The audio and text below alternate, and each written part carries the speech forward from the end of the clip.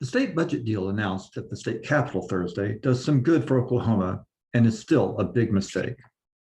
Overly pessimistic budget cuts last year and federal pandemic aid combined to give the state more than $1 billion in extra money to spend this year.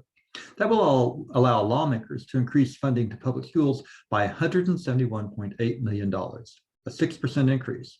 There will be enough money left over to keep other state agencies funding at least at last year's levels and raise state revenue funds by $300 million. The budget funds Medicaid expansion and restores the Earned Income Tax Credit, an effective anti-poverty program for working parents.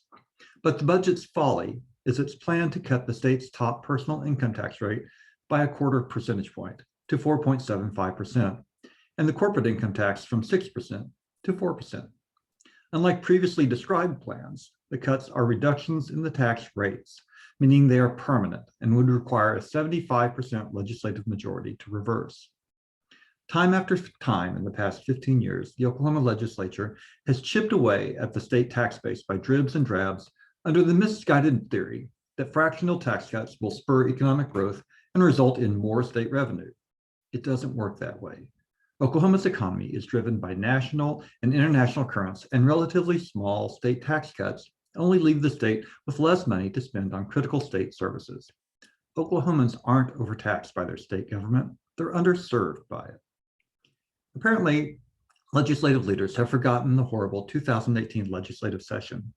After years of quarter-point income tax cuts that made little or no difference in the state's economic performance, the state experienced a series of budget shortfalls and failures.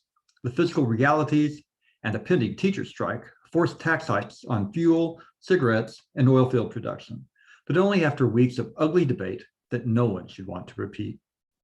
Oklahoma will live to regret the budget deal announced Thursday. Negotiated in secret, the budget will give politicians running for re-election plenty to brag about, but it doesn't serve the state's future well.